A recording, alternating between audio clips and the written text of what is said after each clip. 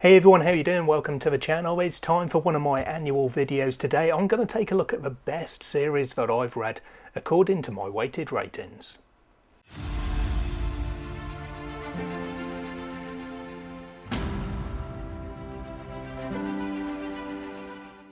So over the last few years I've done this video a couple of times now, looking at the top fantasy and sci-fi series that I've read as far as my weighted ratings go. So this is different to just my gut feeling where I rate a book based on a 5-star scale basically. And it's different from my top 10 fantasy series, for instance, where I look at what my absolute favourite series, looking at the books as a whole, the series as one rather than the individual books in them.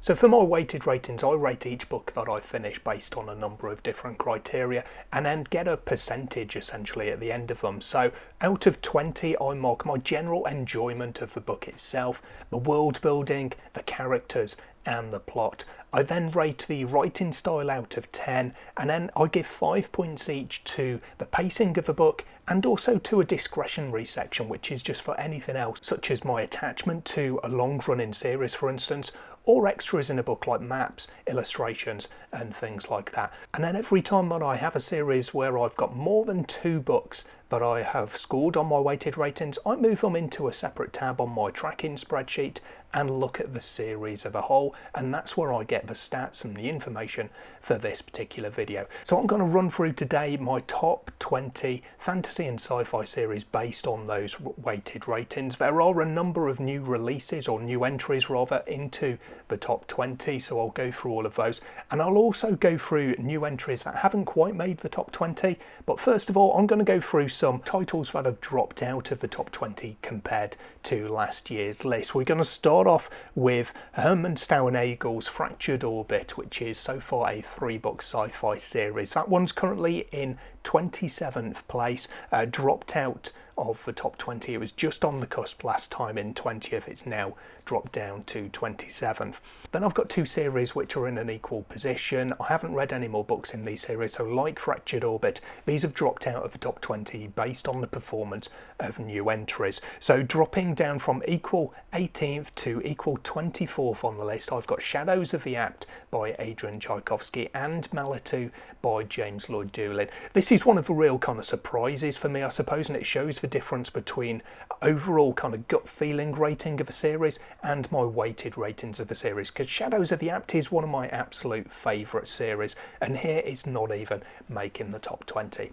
And then the final one which has dropped out, and this one's quite a big one and might be a shock to some people, but it's dropped from 7th in last year's list to 23rd in the 2025 list, and it's Illborn, or the Illborn Saga by Daniel T. Jackson. This one I have recently read the 3rd book in the series, and the score given to that one was enough to move it below new entries and other entries that were already in the top 20, and yeah, it's now down to 23rd in the list. So moving on, let's take a quick look at the new entries to my overall list that haven't made the top 20. We start off with Black Tongue by Christopher Buehlman in 45th in my overall list with a score of 72.5 over 2 books. The first book I really enjoyed, but the second book, The Daughter's War, didn't really work for me, so that's why this one sits quite low on my overall list. I've then got Burn Red Skies by Kirsten Espinosa Rosero. Again, 2 books read in this series, and it sits at 40th in my list with a score of 76.5. I've then got Vyshivka by E.C. Greaves. This one sits at 35th in my overall list with 3 books that I've rated in my or using my weighted ratings, given an average of 78.67. Moving up to 30th in the list, we've got Phil Williams with The Blood Scouts. This one I've read 2 books, given an average score of 80%, because the first book was really good, getting 85, but the second book I didn't enjoy quite as much, and I only scored 75. Then we've got The Final Architecture by Adrian Tchaikovsky. I've read 3 books of this series, giving it an average of 80.33 and a position in my list of 27th. And then the final new entry that hasn't made the top 20 is Michael J. Sullivan's Rhaenyra Chronicles. I've got 2 books so far that I've read and rated using my weighted ratings. This one sits at 24th in the overall list with an average book score of 80.5. So into the top 20 then, there are I think 22 titles because there are a couple of joint positions in here, and we start off with another new entry actually. This one goes to Michael R. Miller with Songs of Chaos. I've read 3 books in this series, and actually it's not even an average as such because each book has scored exactly the same on my weighted ratings. I always look at these independently. I don't review kind of what I rated previous books in a series. I just go with my gut feeling, how I feel when I finish a book, and then once I've put in the scores and got the total, I then will often look at what I gave the previous books just out of curiosity. But yeah, all 3 books in here have actually scored 81%, which is very rare actually. It's almost never happens that I get books in the same series scoring exactly the same, especially not 3 books and all 3 books in a series. But really enjoyed this series so far. I'm looking forward to book 4 when that one does come out. Equal 21st with that one then. It's the biggest book in the terms of the number of books that I've rated using my weighted ratings. This one is The Expanse by James S.A. Corey. I've read all 9 books in the series to complete it. I've only rated 8 of them, books 2 to 9, using my weighted ratings. However, this one therefore scores 81% on average because it's in equal 21st, and that one was down from 17th in last year's list. Then I've got 2 books which were in equal 14th last year. They're in equal 19th now with a score of 82%, both of them over 2 books. First of all, we've got Darkwater Legacy by Chris Wooding with scores of 81 and 83% for the 2 books in the series. And then we've got Quest for Heroes by Stephen Arion with a score of 83 and 81. So the same 2 scores, just the other way around. So I really enjoyed book 1 of Quest for Heroes, The Warrior by Stephen Arion, but didn't quite enjoy, that was A Coward, didn't quite enjoy The Warrior, book 2 in the series as much, although it was still very entertaining. And the other way around for the Darkwater Legacy, where I really enjoyed the Ember Blade, but actually the Shadow Casket scored slightly higher overall when I did my weighted ratings.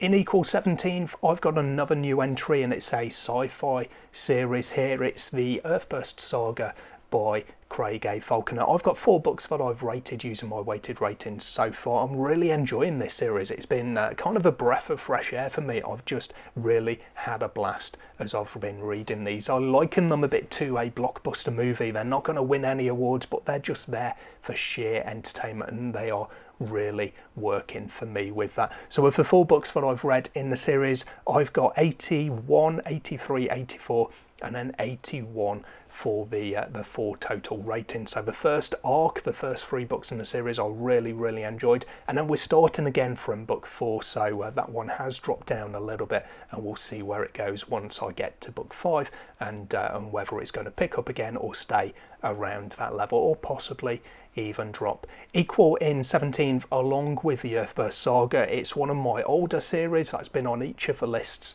that I've done so far. This one is Greatcoats by Sebastian de Castell, one of my favourite series overall. Of the 4 books that I've rated using my weighted ratings on here, they scored 81, 82, 86 and 80% overall. So a real stellar performance from my favourite book of the series, Saint's Blood, with 86% there. Then in 16th, I've got a new release with 3 books that I read last year. It's the Firemane Saga by Raymond D. It's the Firemane Saga by Raymond D. Feist with a score of 82.33% for the 3 books in the series. They scored 81, 82 and 84, so a nice steady progression throughout the series there. This is one that I really enjoyed overall. I do think it's a bit better than the Rift War cycle, the great conglomeration of little trilogies and quadrilogies that Feist released set in Midkemia. This one is linked to that series but can definitely be read as a standalone away from it. I really just had a great time with it and loved seeing the progression of the character development and the plot throughout the course of the 3 books.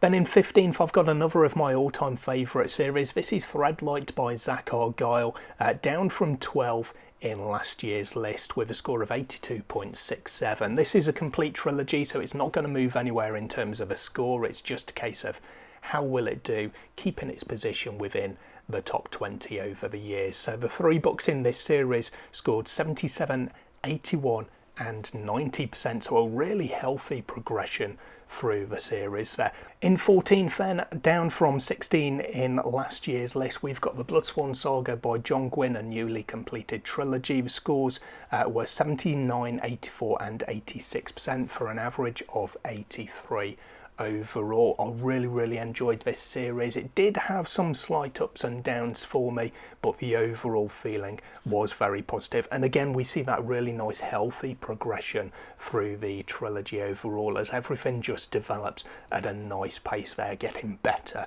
and better as we get towards the end of the series. Another series that I've finished in the last year or so, in 13th, down from 11th in last year's list, is The Way Stations, a sci-fi trilogy by N.C. Scrimger, scoring 83.33% over the course of the 3 books. And again, a nice progression here, 80, 84 and 86% for the 3 books in this series. Really great sci-fi trilogy. If you're looking for self-published science fiction and you want a complete series, you can't go wrong with The Way Stations. I'm really enjoying this author's writing, with a great fantasy series out there as well, which you might hear a bit more about later on in this video.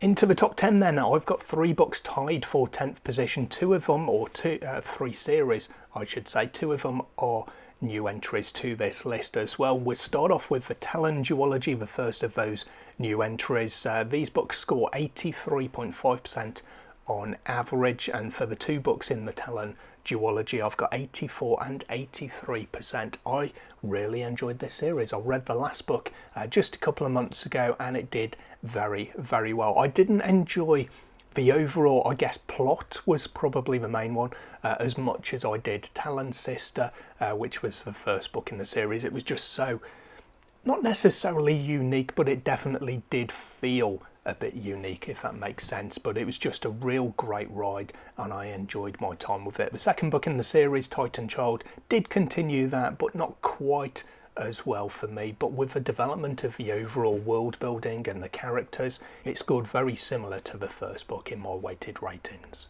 Then the second of the new entries is The World of Lunaria by L.L. McRae, one of my favourite authors, certainly of recent years. The 2 books that I've read so far in this series of 4 that are available to read at the moment scored 87 and 80%. The second book was very different. It was a bit of a departure from the first book, from the story. It feels more like a bridge between book 2 and book 1 and book 3, although I haven't yet read book 3 to confirm my theory on that. But really enjoy this one. It's another Sky Pirates and Dragons series that's got some great moments in it, so again, a high recommendation if that's your jam. And then the third series taking up equal 10th in this list, we've got The Stormlight Archive by Brandon Sanderson. I've read 2 books in the series, or 2 books that I have rated, at least using my weighted ratings. So that was Words of Radiance and Oathbringer. Kind of a mixed bag there. I really enjoyed one, not so much the other. So the scores are 91 for Words of Radiance and 76% for Oathbringer. So I haven't continued the series as yet. I don't know when I'm going to do so. There are now 2 books available for the series that I haven't yet read, so there is plenty of room for movement for this series on this list. So like The Stormlight Archive, number 9 in my list does not move. It was 9 in last year's list as well, and this is The Bound and the Broken by Ryan Cahill. So I've got 3 books in this series that I've read so far, scoring 80, 89% and 82. So one of my favourite books of recent years there, in the middle there with Of Darkness and Light. I'm really excited to continue this series, but I am also a bit nervous about it because we've got that drop from 89 to 82% for books 2 to book 3 in this series. So looking forward to seeing if that can be turned around with book 4 when Of War and Ruin comes out. In 8th on the list, also holding position from last year's list with a score of 84.33, it's the 3 books making up the God King Chronicles by Mike Brooks. I loved this series, and I think the audiobook for it is fantastic as well, and it's definitely my recommendation if you like audiobooks to go that route, because for me, I think I might have struggled a little bit with these books if I was to have read the paperback or the digital copies of them. The scores on the doors for the 3 books in this series were 81, 84 and 88%, so really solid throughout all 3 of the books, and a really solid progression as well. Next up, dropping down 1 from 6th to 7th in the list, it's the 5 books that make up The War Eternal by Rob J. Hayes. This is another self-published series which is complete, so get stuck into it if you're looking for completed series. This one scores 84.6 overall over the course of the 5 books, with 87, 84, 84, 85 and 83, so real consistency there, although as you can see the first book in the series does come out as the highest rating because I had such a great time with it. It was absolutely fantastic. The other books were really good as well, but just not quite, for me, as good as that first one, Along the Razor's Edge. Again, down 1, this time from 5th to 6th, we've got The Last War by Mike Shackle with a score of 86% exactly. The 3 books in the series, again, really close together, real consistency throughout the trilogy here, with 85, 86 and 87%, although I'm not sure my overall enjoyment went quite that way. I think I did perhaps enjoy the first book the most out of these 3 as well, but the world building and the overall plot progression I thought was really good and really consistent throughout the 3 books. So a fantastic series. Again, it's a completed trilogy. If that's what you're looking for, you could do a lot worse than to pick up The Last War. The highest of my new entries then, I said you might hear about this one. In at 5 on this year's list, we've got the Sea of Souls saga by N.C. Scrimgeour. So we've got 2 books released so far, and we've got 87.5% for the average rating, 85 for Sea of Souls, and then 90, a real stellar score for Mists of Memory, which is just about to come out. I've read an early review copy of this one. Definitely get your hands on this series if you haven't already. I cannot recommend it highly enough. If you like sea pirates rather than the sky pirates of a couple of my earlier series on this list, if you like Scottish folklore, Selkies and Kelpies, this one is a really, really good series. And then the top 4, I'm going to kind of rush through these a little bit because there have been no changes since last year's list. So no new books read in any of these, no changes to the scores, no changes to the positions. In 4th place with an average of 88%, I've got The Dragon Spirits by L.L. McRae. This one is, just checking, this one is the highest self-published series in this list, and also the highest female author in this list, so double bubble for L.L. McRae there, taking the plaudits. This one scored 88% for both books in the series so far. I've just really enjoyed them, and I cannot wait for Shattered Crown, I think it is, book 3 in this series, still to come. In 3rd position with 3 books in the list, we've got Rhaenyra Revelations by Michael J. Sullivan. 89.67 is the average rating here, with 91, 87 and 91. So again, really good consistency for the 3 books there. A slight dip in my enjoyment, I think it might have been, for the 2nd book in the series, but overall it's one of my favourite series for a reason, because I just liked everything about it pretty much. So yeah, really good position on there in 3rd in my list. And then the top 2 positions, again, still held therefore by John Gwynne, with Faithful and the Fallen in 2nd place, despite it being my overall number 1 series. An average rating of 90%. We've got 81, 91, 93 and 95 for the 4 books making up the series there, and then it's just beaten for top place by Of Blood and Bone, which scores 92.67% overall, with 90, 93 and 95% for the 3 books in the series. So yeah, my absolute favourite kind of combined series there, the Books of the Banished Lands taking up the top 2 positions.